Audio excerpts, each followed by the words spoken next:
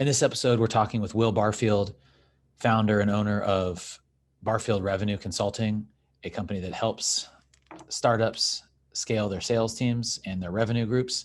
Will has been in the sales game for more than 2 decades as a self-proclaimed bag-carrying outside sales rep, and has experience and strategies to bring value to organizations. We talk about how our ecosystem in the triangle stacks up as it relates to talent. We're known as a great place for talent and tech talent. It's lower cost of living, lower price of labor than big markets. So we always fall right in under those. And we talk about how I personally think there's an underrepresentation of our sales talent. So Will breaks that down for us. Will also talks about 3 tips for founders hiring their first salesperson. So that's important to listen out for.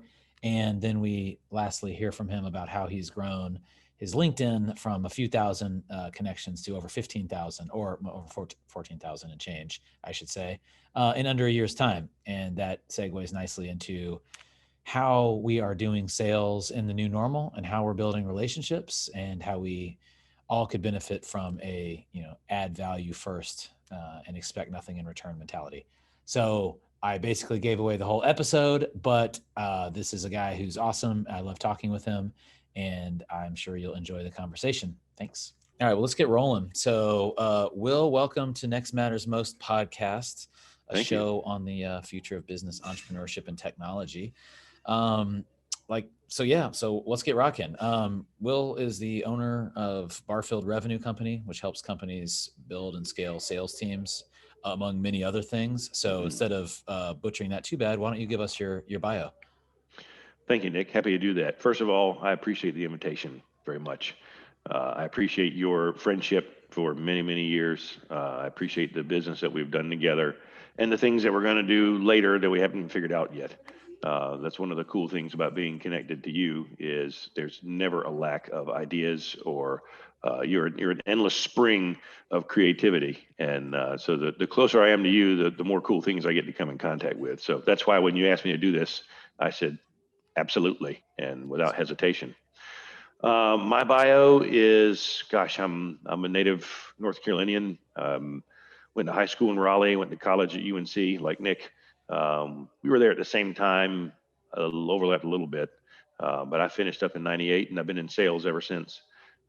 Spent 19 years as a outside B2B cold calling, bag carrying hunter prospector.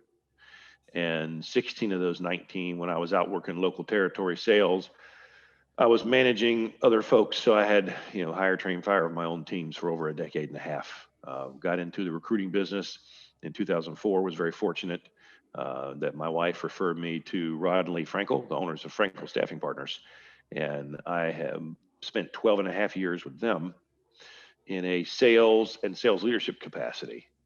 But one of the cool things that happened during that span of time with them, and you know this because you were out of school at the time, Nick, and trying to figure out what you were going to do for a career in the mid to late 2000s, we had just a bunch of startup companies and software and technology and development that were sprouting up, and I was meeting with them trying to sell them Frankel services. And at the time, the agency that I worked for did no IT, and they still don't. They don't do any tech positions, Frankel. But they did admin and CSR and accounting, finance, human resources, operations, and a lot in biotech and pharma and clinical. But when I was meeting with, Nick Jordan, the tech entrepreneur, a lot of the need questions around talent came back to, salespeople, like, hey, or account managers.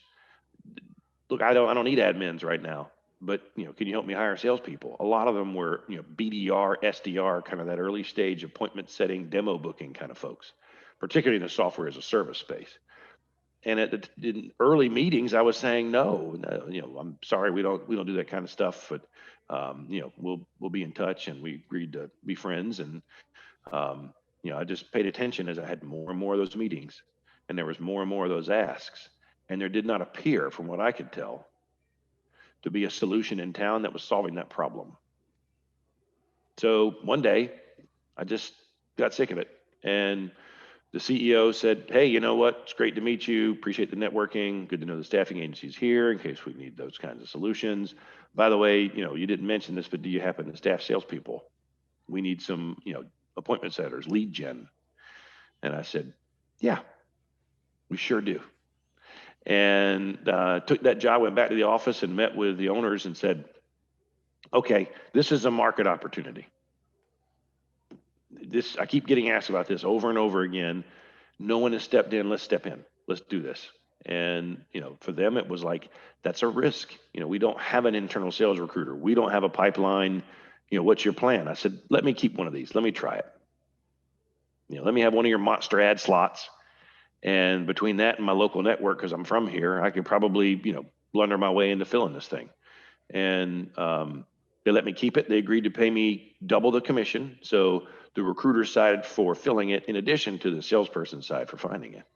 And I filled that job, went back to that founder, said, asked for another one. They gave me another one. I filled that. And as far as I was concerned, and I'm here in my late 20s at this point, that was proof of concept, bro. I was the best sales recruiter ever. So I just went around town telling all the startups that I could help them hire BDRs and SDRs and lead gen people, and then built inside that agency and ran on my own for 12 years a full service recruiting practice that evolved really into any position that impacts revenue: sales, marketing, success, account management, biz dev, sales ops, solutions architecture, sales engineering, implementation.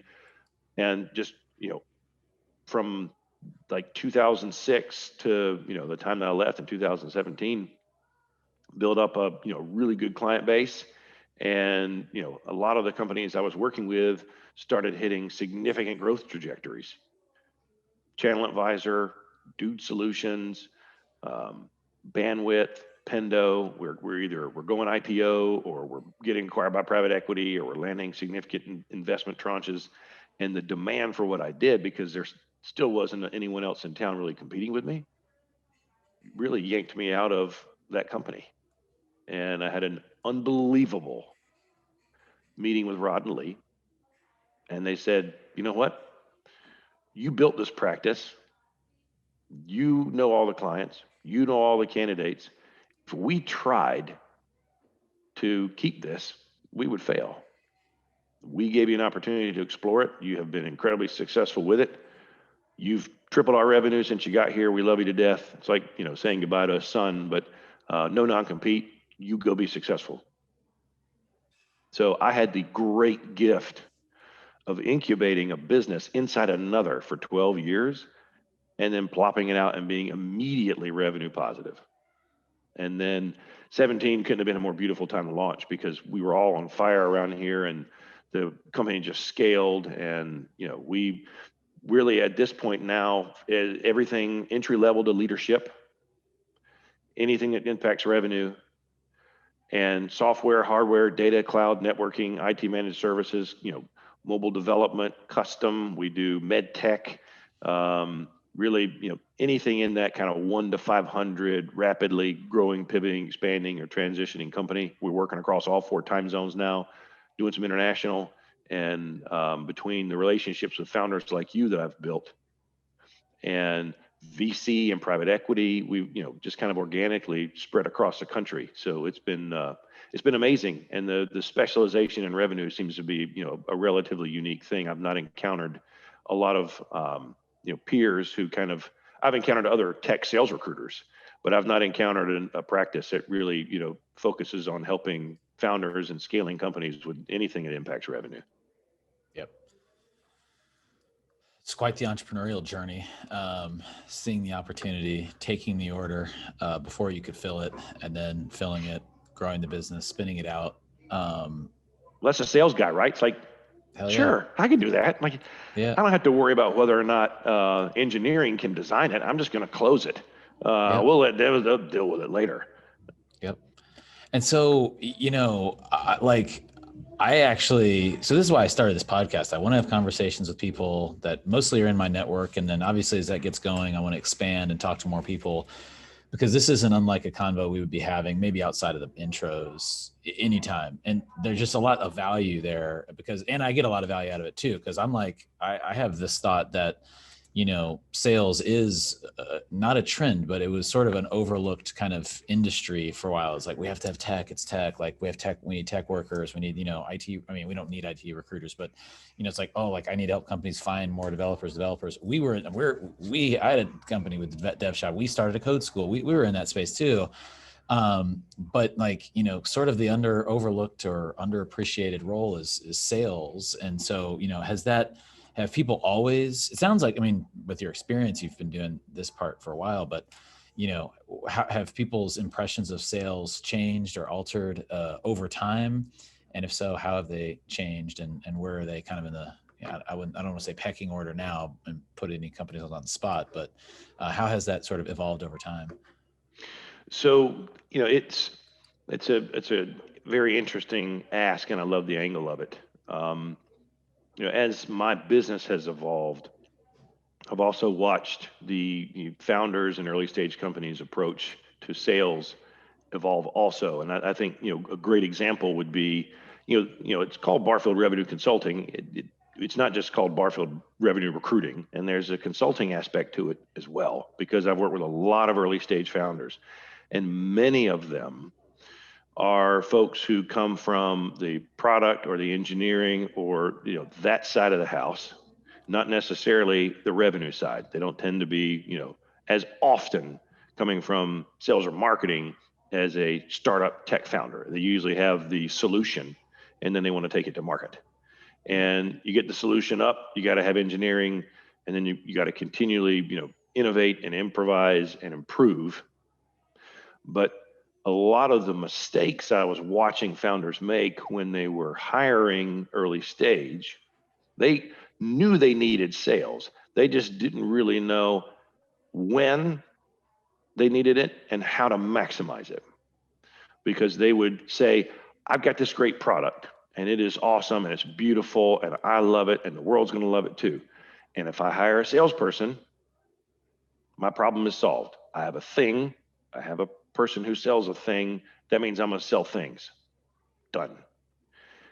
And then the salesperson would fail.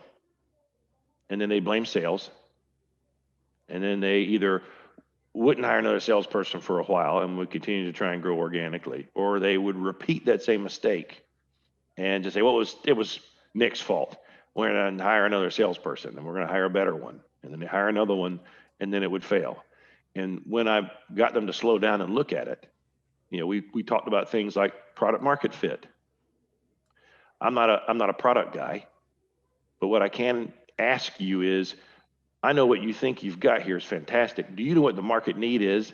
And if they want it, and if they do want it, who wants it? Who are we selling to? Who's our buying persona? How do we get to them? And just lots and lots and lots of questions around getting to the pain. Because if you hire a salesperson, particularly at the level that they were hiring these people, and a lot of times your founders are not going to spend a ton of money on their first sales hire. They're just not. They're going to try and bootstrap it. And so that as a result, you're going to hire someone who's either greener or isn't the right skill fit, and throw them into a situation where there is no metrics. There's no, maybe there's not even like script or pitch or, really solid collateral. And you're going to, have them, hey, just, go online and, this is kind of the target client we want to go after, and find some people and call them. And, that's watching that fail enough times.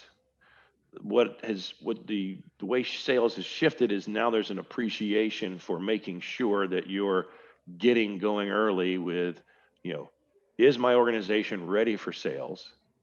And then when it is, am I getting the right level of person in the seat, right? You've seen RevGen and companies like that emerge that are really kind of this outsourced pre-sales situation. RevBoss is another good example of, let me bring on another company that offers a service that's going to help me pressure test my product against the market, find a fit, give me some qualified demos. I can close them in the beginning, and then once we get some rev in the door, we can scale. Now I've got the money to go and hire the right salesperson. So a lot of my consulting work, Nick, is actually talking people out of hiring sales right now, particularly early, explore it, get a fractional, chief revenue officer or a fractional chief marketing officer, or hook up with somebody like Method Savvy. And, let's see if you're going after the right people.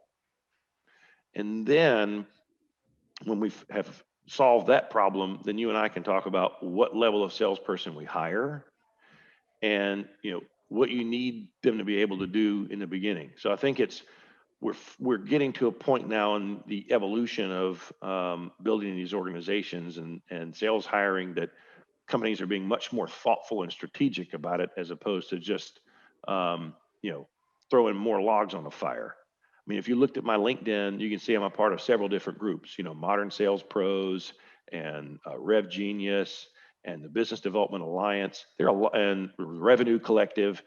There are now these communities, these online communities where sales leaders will, collaborate. They'll, they'll Slack each other, they'll get into breakout sessions, they'll have networking events, virtual or otherwise, and share best practices back and forth and try and learn from each other so that they don't make the same mistakes that others have made before them to fail. And now we're coming out of a recession. And this is my second recession in the recruiting industry. I went through 8, 9, 10. And now we're trying to grind our way out of this one. And what happens to staffing in recession times is we feel it first. So I felt it, and I felt it hard, and you know that, in March. But we come out of it first. And I really come out of it early, because the first human beings that companies are typically looking to hire. And think about where we are right now. We're looking back at 20, and how did we do? And we're sitting here looking at 21 and saying, what do we need to do to get where we want to go? And they are absolutely going to start hiring revenue impacting people for sales and marketing earlier than they're going to hire cost center people for other roles, unless there's just some gaping wound. So we've gone from, kind of cruise control in the summer to feeling some heat in the fall to absolute, capacity stripping situation right now. It's high velocity. Wow. Lot to unpack there. One is just while you're on it with those founders, I mean, is it a kind of a templated approach, or is it like, here's the Will Barfield 3 things founders should think about before hiring a salesperson? I mean, it sounded like make sure you have product market fit, dip your toe in, try before you buy, and commit. I don't know, I guess, do you have a different way that you kind of traditionally distill that for folks? No, it's a great, and thank you for phrasing it that way. Yes and no. I mean, I've got some key questions. I'm going to ask that product market fit question, and that's going to be around, all right, well, who have you sold to, other than like your friends and family, right? And how long they've been with it? What do they think about it? Can you replicate that? We're going to talk about, all right, you want to hire a salesperson? Awesome. Who are they going to report to? You? You're a founder. Are you a former sales leader? No. You probably have things you need to do every day to help move the company forward. But you hire a salesperson, you're essentially signing on to be a parent. How many calls did you make today? How many demos did you book? How many LinkedIn messages did you send this week? What you got in the pipeline? Do you have the time or the ability to manage that human being? If you don't, that really impacts the level of person you hire and or the time at which you hire them. And that's why a lot of these folks will outsource it in the beginning to a third party so that only the qualified stuff comes over the fence. They can control their spend, get in like a month-to-month situation or a short-term contract that they can cut off if it's not working. And then they can close the deals themselves and get the feel for that before they bring in a salesperson. But that, who's going to be the leader question is critical, because, a lot of that times in a sales rep situation burns to the ground is because the person who hired them doesn't have the time, bandwidth, or ability to oversee them or hold them accountable. And they're busy, from 7 a.m. to 8 o'clock at night, running a company, oftentimes, family responsibilities and things at home, who knows what other side hustles they got going. And, if they haven't checked in with their sales rep in 3 days, what have they been doing? And do you even have a way to measure it? We're going to talk about tools. Do you have a CRM? Where are you tracking things? You want to hire a salesperson? That's super. Where are the leads coming from? Are you going to use a third-party marketing agency to bring in some MQLs? Do you have just a bunch of research that you've done over the time and you've dumped it all into HubSpot and they're going to work out of there? So if there were 3 questions, it would certainly be around product market fit. It would be around who's going to lead, and do you have some established processes or already have some opportunities that you can feed them, and do you have a lot of that? Because if you've got 150 leads, I mean that's what is that, like a week?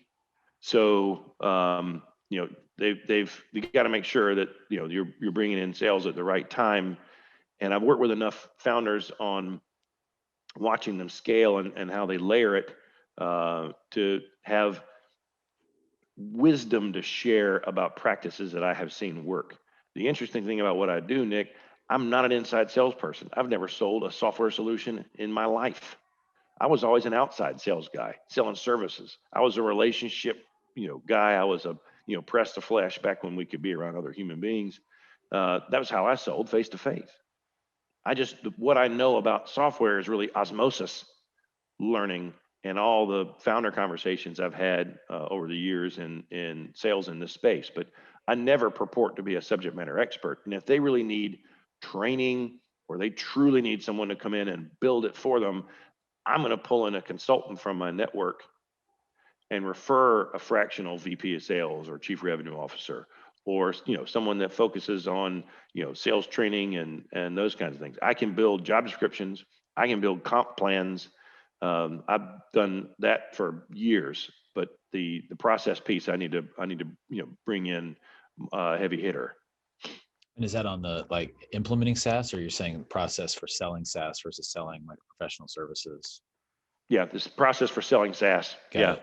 Mm-hmm. Yeah. How do you think they're different versus similar? I mean, because obviously maybe what it's not, as you've seen some of your SaaS clients that you've brought in help for, but what's the biggest differences between professional service selling and SaaS selling? Well, I mean, there are some core tenets in sales that are always there and always true. And I'm not shilling for myself, but there's some podcasts that I recorded back in February of last year that have been sitting in the can that are going to be coming out starting this month, one a month. It's just a 4-part series I did with my friend Russ Lombardo.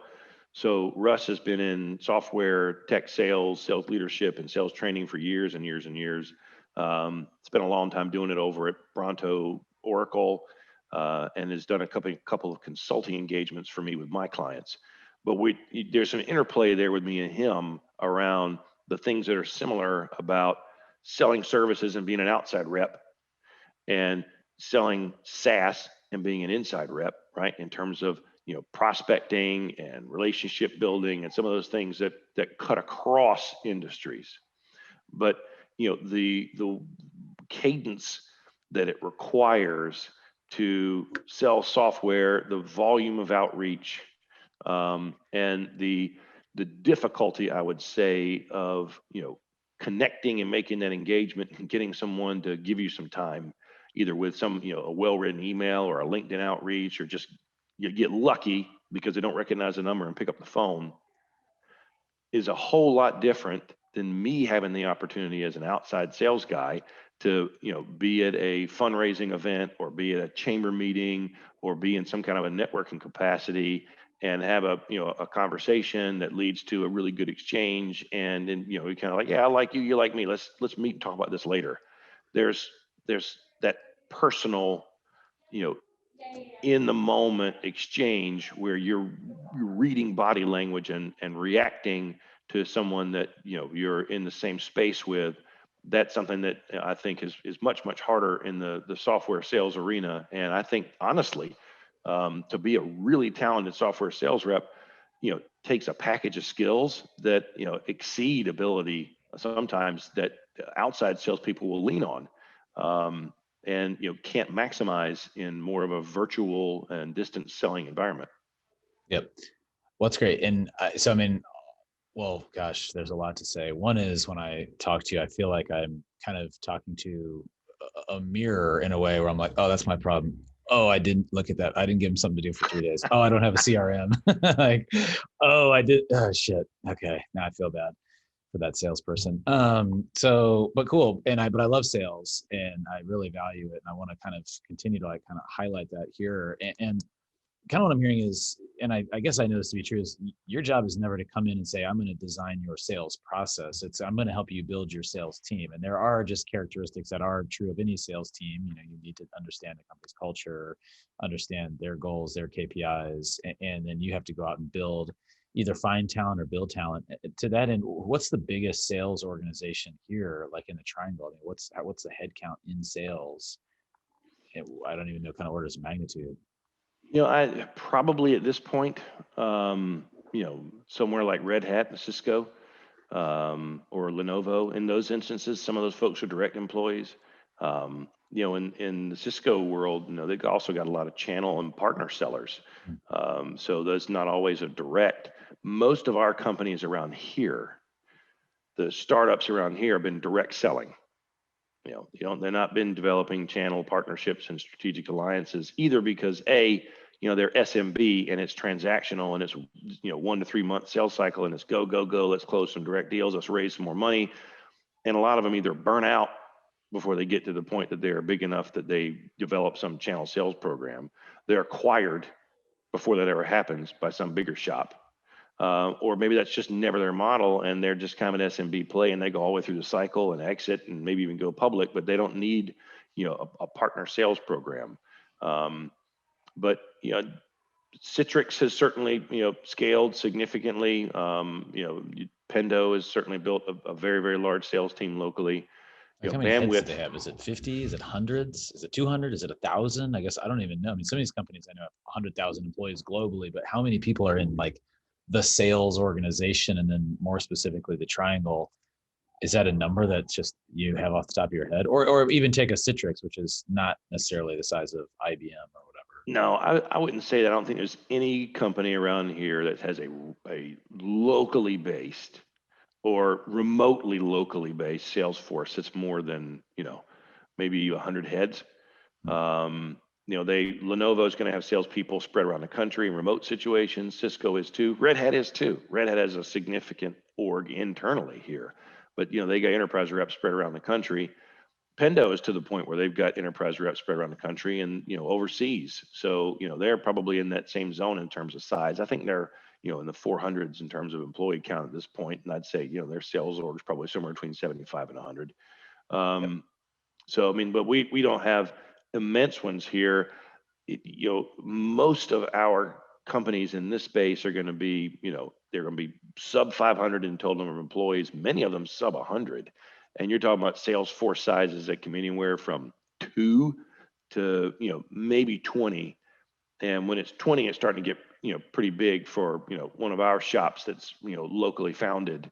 And when I'm doing a sales rep scale, when I was working with Chaz at Pendo early, and we were building the BDR layer and then building the account executive layer and then the senior account executive layer and then the enterprise layer, staff the BDRs first, externally staff some AEs, but not all the slots because we want to give places for the BDRs to graduate into.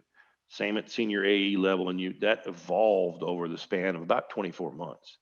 And at its biggest, before I kind of pulled out of the sales recruiting side of things with them on the internal team build, they were probably right at about 20, fluctuating between 26 and 34. When I really kind of unbuckled from the sales hiring process there. Got it. And that is kind of what I was after, which was, what's just the scope of magnitude? I mean, there's sort of the founder hire your first sale, and then there's also the kind of building and scaling a team. Like I've got product market fit, I have a process. I probably even maybe this is once it might be beyond or sort of beyond the founder decision. They might already have a VP, even they might have something. They have some amount of something to say. I need to build to a scale, and it's not like okay, that immediately hire 100 salespeople, but a big team. And some of these companies, Pendo is multiple rounds of private capital financing, Yeah. maybe could go for public financing at some point, but that last round is $50 million. So good product market fit, growing globally, not that's not a drug development company where once they get the patent, it's just worth billions. I mean, they have to work it, they have to make sales. They do. So that's 40 or 50 people. Okay, cool. Because I think of this area as, and we're talking about the Triangle area of North Carolina for all my 2 listeners, but as rich in talent. We always talk about what's the talent, what's the ecosystem, and when you have great talent, all this other stuff is possible. And I'm just trying to think of how do we. I always think of you, Will, about like, all right, so there's a sales ecosystem here too. Like, I want companies to come here. I want partners of mine to be like, it's not just like hire tech talent because it's cheaper than Boston. It's like, nah, man, fuck that. Like, there's sales talent. You need to sell something to somebody. And do we have good salespeople? I know we have at least, one, and you got, peers that we're all friends with and stuff that like can be helping build sales organizations. So, we've got not only the ecosystem, we've got resources in, Barfield Revenue Company, ad plug, you owe me some money, just kidding. But, also, but in the people, right? Venmo. So who, speak to our ecosystem. Are you, hopefully, obviously you can't grow a business if you're just like picking the shelves dry. It's like, oh, there's no talent. But we overlook it, right? It's always tech talent, it's science and inventions and money flowing through grants. But what about the people that are like making the transactions occur? Maybe just speak to the ecosystem more broadly. So well said. And this does need to be about market talent and draw. And how do we bring more companies here? How do we grow more companies here? And I'm gonna hit that from a couple of different perspectives. Number one, I would say we've got a good sales core here. Most of our startups, and this, are or have been in the SMB space. So what have we developed? We've developed a sales ecosystem here where we got SDRs, BDRs, we got AEs, account executives, we've got some senior and mid people, and a sprinkling of enterprise. I would say enterprise level, locally grown talent is probably where we are the weakest. We haven't had that many startups that got going focused on the enterprise level. And we haven't had that many that have matured to the point that they built an enterprise rep program. Pendo did, Bandwidth did. Those are examples of one that I work with that have built enterprise rep level, even strategic alliance level hiring. But you're just going to have fewer of those. Most of our enterprise people that are here in market are actually working for a company out of New York or the Bay or Austin or one of those other startup markets that's much more mature than ours and has a whole lot more companies in it and has a whole lot more investment dollars in it. And so a lot of our folks that kind of graduate from senior AE here and they're like, well, I don't see a lot of local enterprise jobs open. All I got to do is go to Angel List or LinkedIn, and there's plenty of people that are hiring remote enterprise reps, and so they get picked off by them. I would also say that from a leadership standpoint, we've done a good job evolving, BDR, SDR leaders and inside sales managers. But we and even directors, we don't have a ton of local, really well-rounded VP of sales talent that learned it all here. We've got some folks that have relocated here, but most of the time when I'm talking to VP of sales candidates about positions, they've come from another market and either just got here or were in another market and came here for a role and are now looking for their next. So it's a maturity thing. And you've talked to everybody about how our market is maturing as a startup, area and a tech hub. And, we're still experiencing some of those growing pains.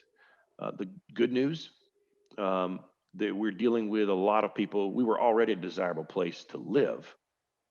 But now that we're coming out of COVID and a lot of these urban areas are looking even more at us saying, that might be a really good place for me to go, because everybody's remote nowadays. They don't have to move now. But I'm reaching out and saying, hey, I got this cool job with a company in Raleigh. And they're like, yeah, I'll talk to you, because they land a job, they work remotely, and then they come, when it makes sense. They don't have to move immediately, but at least they got an anchor. So that's good. I think we're going to, at the rate that we're growing talent, we're also pulling talent from other markets, and it's going to, make us more muscular overall. But, we're still getting there. And I think that just the more we can do to advance our local companies and, grow them and support them and have them, evolve and hire and develop sales talent, we'll build a better base. An example of a client that I'm working with right now that's a prototypical build for me. They raised a nice round in the Q3. In Q4, they hired a chief revenue officer because the CEO is a developer by trades and engineer. Hired a chief revenue officer who'd been a CEO before and has exited multiple startups. He was not local. He's working remote for them out of DC. And he and I are working on scaling his team here. What is he hiring first? Is he hiring a sales rep? No. He's hiring a BDR manager. He's going to hire the leader first for the outbound team, build the ground level outbound team, and we'll hire 3 or 4 BDRs. Then we'll hire the AEs. And then when it's ready, he's got a network of people that he can reach out to where he can hire remote enterprise people wherever he wants. So much like I described with the way that Chaz evolved Pendo, that's what this guy is going to do with me here. We're going to probably do 12 to 15 hires this year between a couple of leaders. A BDR leader is going to sit over the BDRs and build that org. We'll hire a couple of AEs. Those folks will report to the chief revenue officer until we've got too much head. Then we'll bring in an inside sales manager who will sit over those AEs. Whether or not the BDR manager reports up or that both of them report to the chief revenue officer, to be determined. But we'll layer and scale, build that pyramid, and then then they'll hire externally for the enterprise. And that's what I've seen happen. The only fix there, what I would like to see, is that he doesn't have to go to his enterprise network because we have a mature enough market that we've got talent at every level for every need. And I think that we're still getting there, but we're on the right track. We lost some ground last year when the world shut down. But at the velocity that I'm seeing things come in this year, we're certainly, trying to rush real hard at making up that ground. Yep. And so, what are the key ingredients to getting more of that level of sales person that rounds out kind of our ability to have a full cycle sales, ecosystem here? Well, we need to have more of our area companies that, are taking a product to enterprise level buyers so that these local people have an enterprise position to evolve into. They don't want to be senior account executives or mid-market forever. Yep. And unless your goal is to be a leader of a mid-market team and you want to shift from player to coach, if you were ready to go to enterprise, and when you go online or you work your network, most of the opportunities are with companies that are not here, then you're going to take one of those remote jobs. And what can happen is if that goes really well, you might just move. I got a good friend of mine who was at Channel Advisor, and he was killing it mid-market. And he wanted to go enterprise level desperately. And where did he end up? California. This was pre-COVID. So he had to move for the job. But now he's out there and he's like, I don't ever have to come back. There's a billion zillion enterprise jobs out here. Jeez. So, we just need to get to that point that we have enough companies that are selling at that level, or that we're attracting to this market companies that are selling at that level, so that we can, build that bench at that enterprise rep level more extensively and more quickly. The VP level talent and those things, I think that honestly is going to be fed faster by people who are in those larger metros, New York, San Fran, Austin, Chicago, Boston, DC, that are just like, I'm moving to North Carolina because I don't want to be in this huge city anymore. I don't want to pay these, high cost of living anymore. And there's opportunity there, and I can make same money with less expense, and be a bigger fish in a smaller pond. Yep. And so, to revisit or to start back from the beginning, then, if someone was, looking for uh, our strong suit, right? So like I'm either an investor and I want to buy a company, start a company, build a company, or there is some company there that I know I can scale. And everything our ecosystem is really great at help me kind of, articulate that, right? So it's, we've got, in terms of sales, right? We've got we know we have a lot of college and MBA talent. We know a lot of those want to stay here. We have a lot of I mean, and maybe like let's like abstract a little bit of the technical terms out of it, but we got a lot of BDR, SDR, AE stuff. But basically, this area, you would plop a company down, you're going to be able to like scale a great sales organization up until the point that you're a certain size to when you're really ready to mature to the next level. At that point, first of all, for perspective, this is a great problem to have. Some people are like still building. They're like, I need an angel investment group, right? I can't even get anything going. Like their ecosystem is very much in its infancy. We're saying, okay, well, if we want one startup to be, we need a bunch of like, AWSs or a bunch of companies to turn into whatever these companies, publicly traded, well-known, SaaS or tech companies that have, multi-channel, whatever, $1 billion a year revenue, market cap, earnings reports, high rises, towers. Yeah, like that may happen one day, or it may not. We don't know. But right now, we are great at, what kind of help fill in that blank. I'd say that, for companies that want to build the first probably 3 levels of a sales and marketing and success org, I got plenty of talent at great prices. Now, are we cheap? No. And is our talent here getting more expensive by comparison to where it was before? Absolutely, because some of these people, I mean, they're picking up remote BDR jobs, making money that people are getting paid in California. So we're not going to always be the cheapest, but we got a lower cost of living as compared to some of these larger metros, and you can come here and scale an organization on the sales side with a really good bench of talent. You can have a run of 3-4 years where you're not hurting at all to staff any part of the revenue organization, and it may get you to exit before you even have to get too heavy.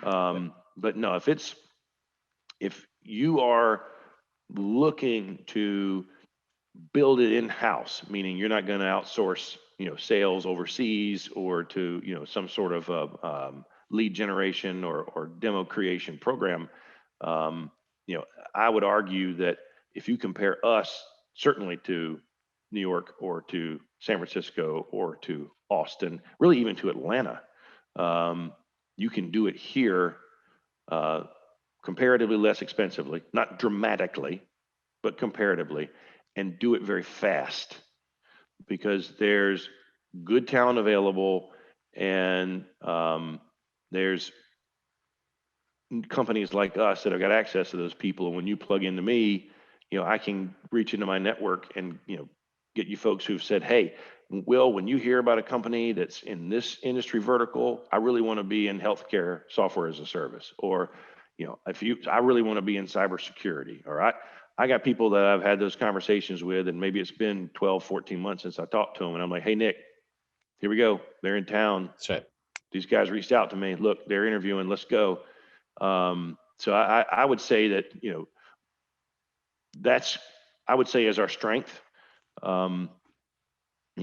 We don't have huge VCs here. We've got,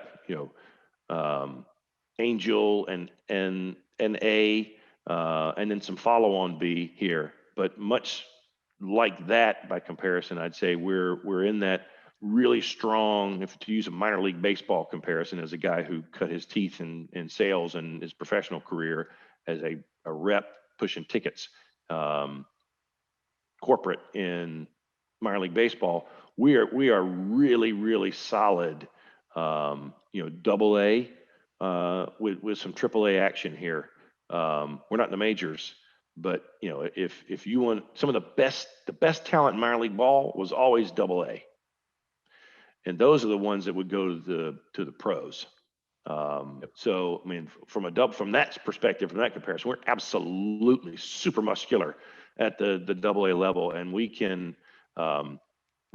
someone comes to us and says, hey, we need to build a sales org here, and we're looking for, BDRs and AEs and some CS and, some kind of digital marketing up to director level. I'm like, you're going to have no trouble. Let's go. And I think as our market matures and our companies mature, and we add levels, and we have someone like Pendo that exits huge and maybe stays around, and we have some more of those towers downtown that are our companies that stayed and scaled and grew and built benches. Then in 5 years, Nick, I think you and I'll be having this conversation, and I'll have a completely different song I'll be singing about our level of maturity, as long as we continue on the track that we're pathwaying on right now.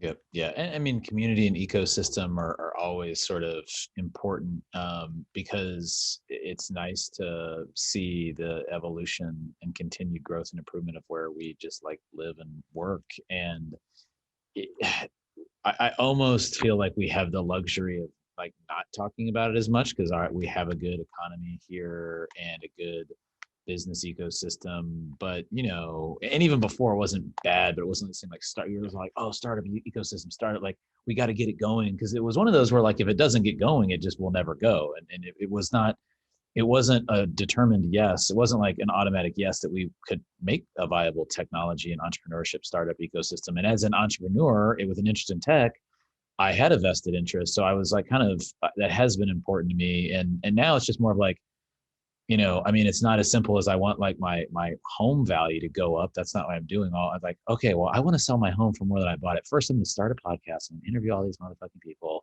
and then ... I'm going to get 3% appreciation year over year. So, I mean, obviously, we want more of a greater good than just selfish, but we do selfishly want our markets, our communities, our businesses to be good and to thrive.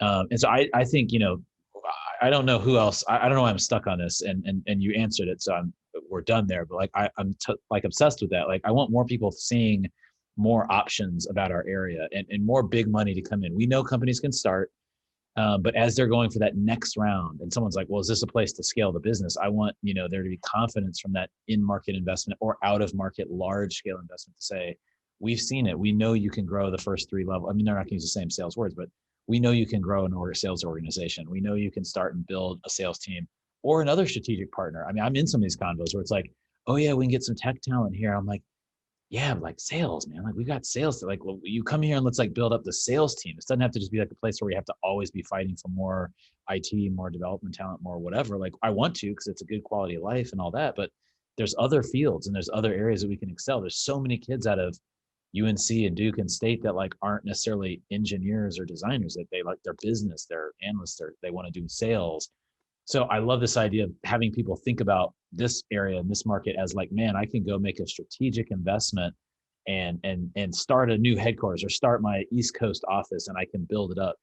Yeah, I mean, I think it's almost obvious, right? It's not Atlanta, it's not New York City or whatever. You see there's huge businesses, huge buildings, like the corporate suite is all there, right? So you kind of just know. Yes. I mean, here when we get there, it will be like we're not even talking about the ecosystem anymore, because it's just exploded or what. I don't even know. It's different problems to have, but so yeah, so people aren't like, oh, I'm going to go there, and it's not Raleigh, Durham isn't going to be someone's. Well, it is going to be people's global headquarters, but they're not like, like where do I just get everything I possibly need? It's like, no, that's why you still go to like a New York or Chicago or something. But here, like they know they can have a solid upstart and a good plan on building a business.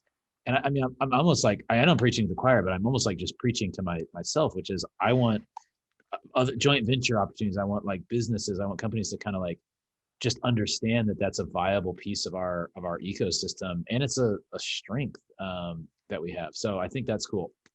It is, and the nice thing, Nick, is we've got folks that at this point have had an exit and built a second company here. I mean, yep. Scott Wingo is a great example, or built a third company here. So the more of that happens, that we have some exits and some people that stay and then start another one, and show, look, you can scale once here, and there's enough bench depth, you can scale again. And whether that's on the tech side or on the sales side, I think those examples and those voices being heard in, situations like this podcast, but also, in the communities where we're trying to, talk to founders about this is a great place to start it. Those are, good real world examples. We've had enough time with this. I mean, I've been in it 16 years to watch people, try it, fail, try it, win, do it again. And the more of those stories that get out there, the better, because it's a great example of the ability to, all that energy was drawn from here. I mean, Channel Advisor was grown here. Spiffy's being grown here. And so that's great proof in the pudding. Yep. So, and again, I mean, I just like went on a long monologue about that.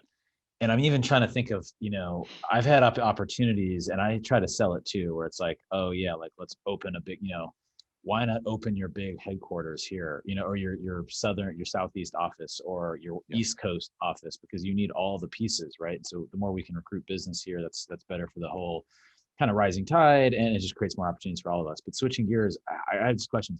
How, like, you have like 15,000 follow or whatever you call it, connections on LinkedIn, 14,000. How many did you have last year? It feels like this exploded. I mean, has this been like sort of, you've been steady growth, or did you have like explosive growth in the past like 12 months?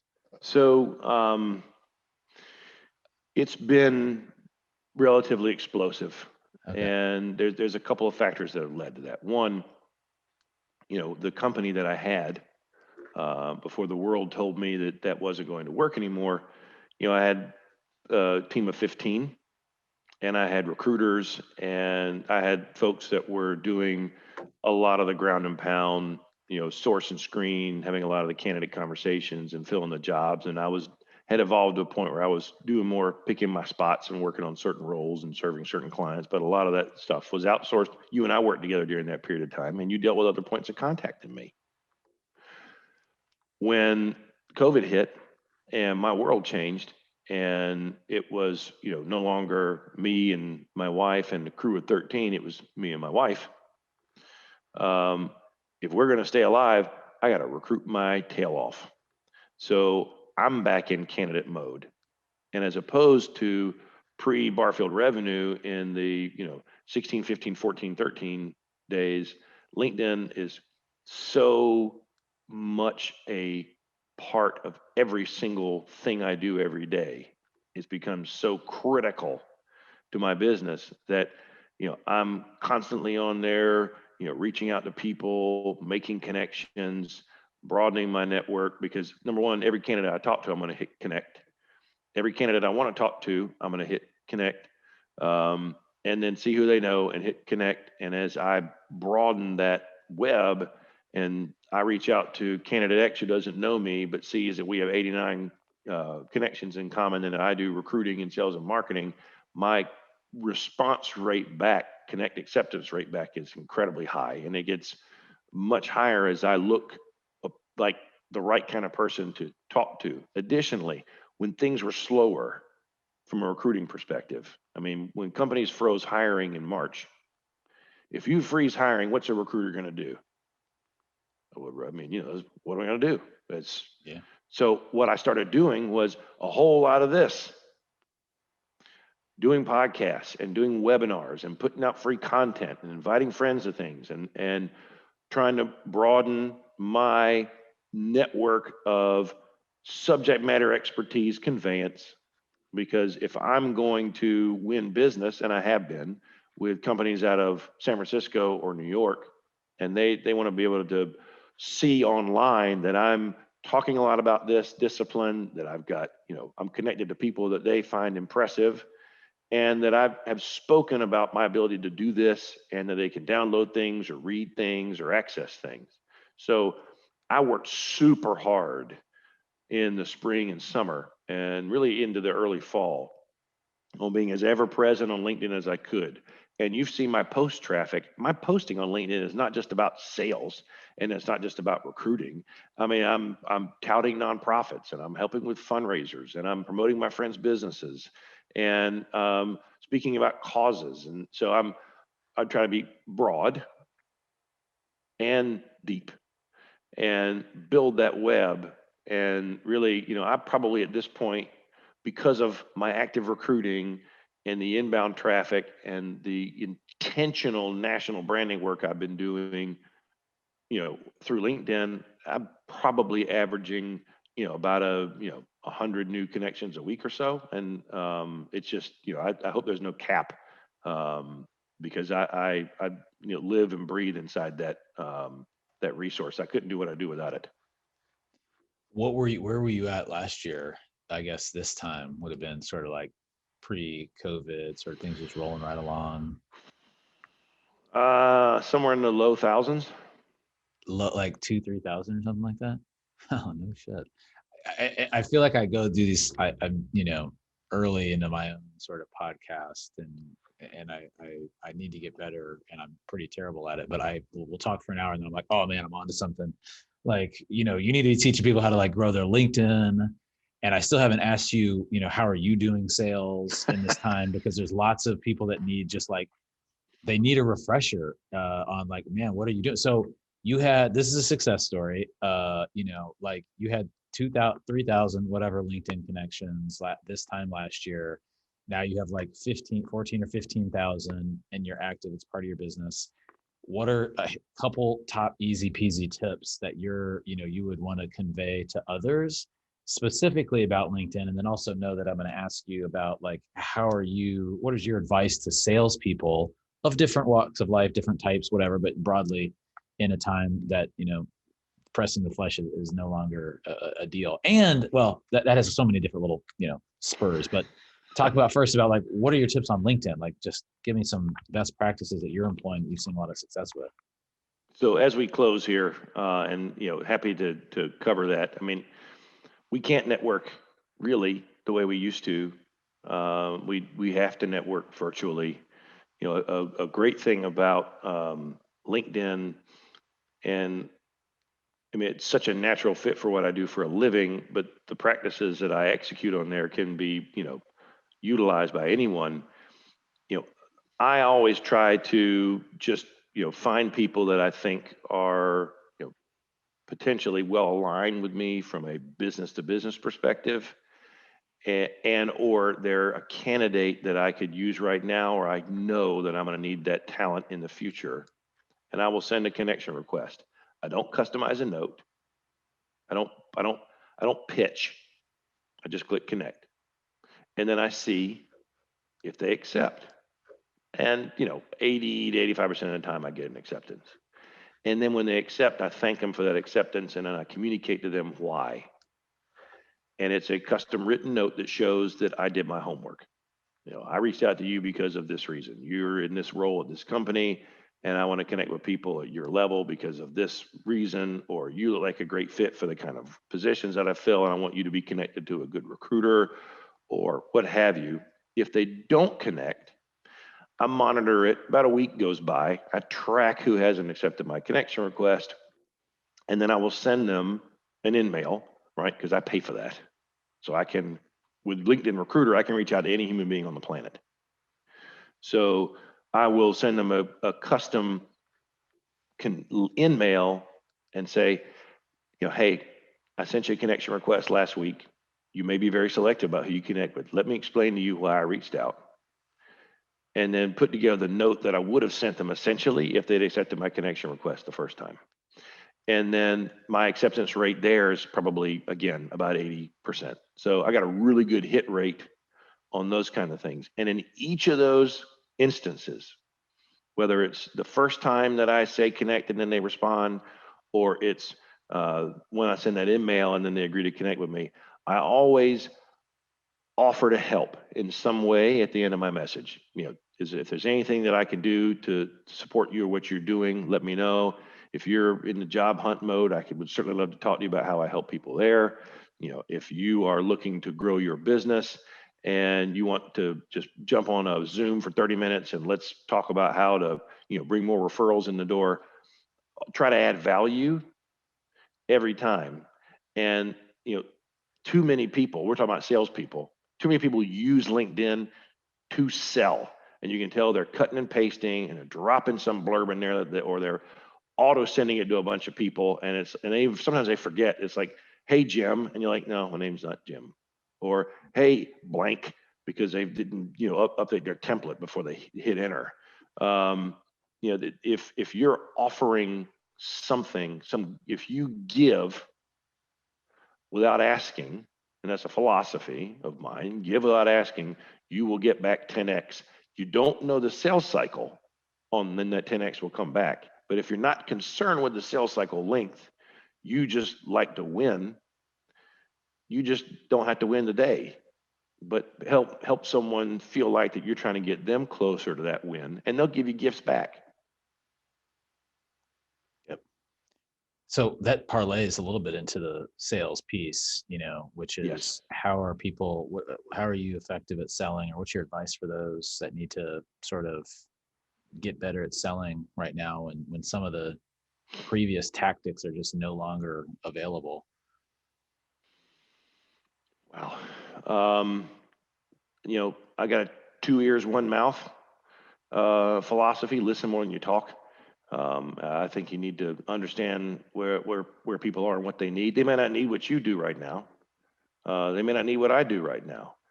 But if I, build a good rapport and have a good exchange and find out what they do need, then you've got the opportunity to say, hey, that's interesting. I can connect you with such and such over here who is a contact of mine that can solve that problem for you. You didn't just make a sale, but brother, you made a friend. And now you're not just a vendor. Now you're a resource. Will solved my problem. I'm going to reach back out to Will again. Hey, Will, last time we talked, you referred me to Nick, and he did a great job on our mobile app or our website or whatever. And we've got this other thing that just popped up. Who would you recommend? Just like Google values links back to your website and you show up higher in the search rankings because you are more valuable, the more links you got coming back to you, the more reasons people have to return because you gave them something before you asked them for anything.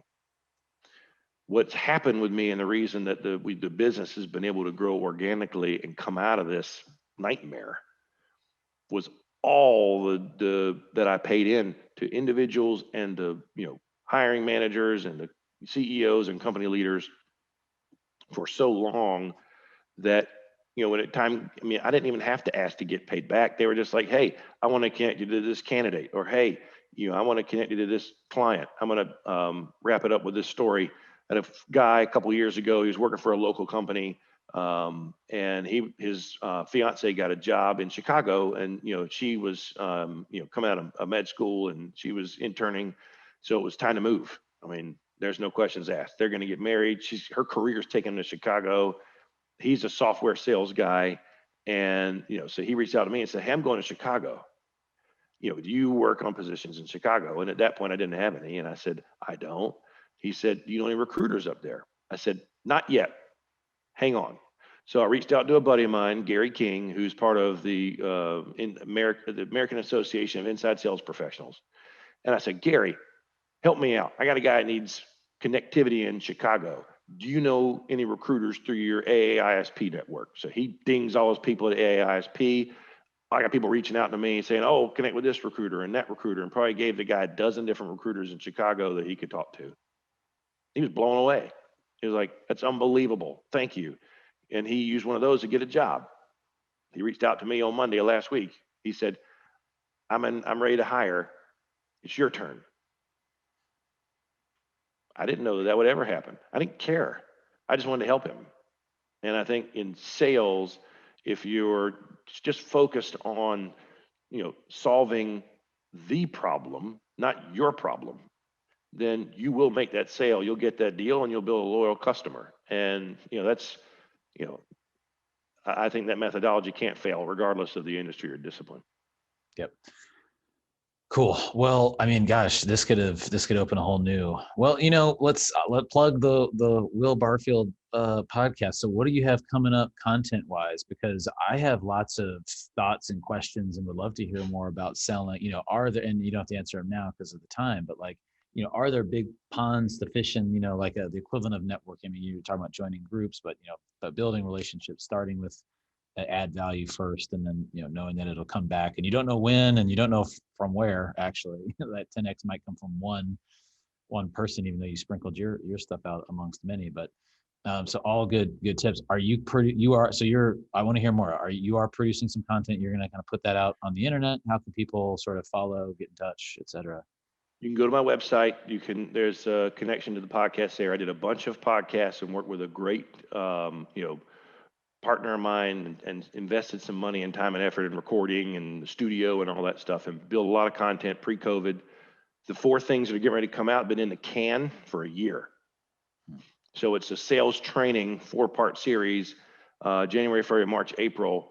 And as soon as the first one is released, I'll hit it on my LinkedIn. But you can go to my website anytime and look at some blogs that I've written and listen to some podcasts. It's also in my email signature. There's a link, to listen to the podcast. And it's all around sales and networking and sales and marketing working together. And this latest one's about sales training, and it's a 4-part series with Russ. So you'll see when it goes out that, I'll push it online, but I'd like to do more of that intentionally. But we're not at a place yet where we're back spending, money intentionally on marketing. We'll get there.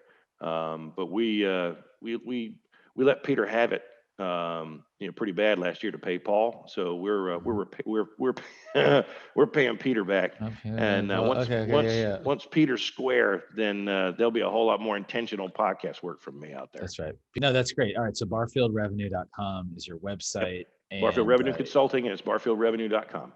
Yep, that's right. And obviously, I want to encourage people to follow you on LinkedIn, but now I personally feel a challenge to go start getting better at LinkedIn and grow my following. You did it. Others can too. All right. Thanks a lot for joining, Will. Nick, I really appreciate the invite. I appreciate the friendship. I think you and I could, keep going and going. And right. It's been a wonderful experience.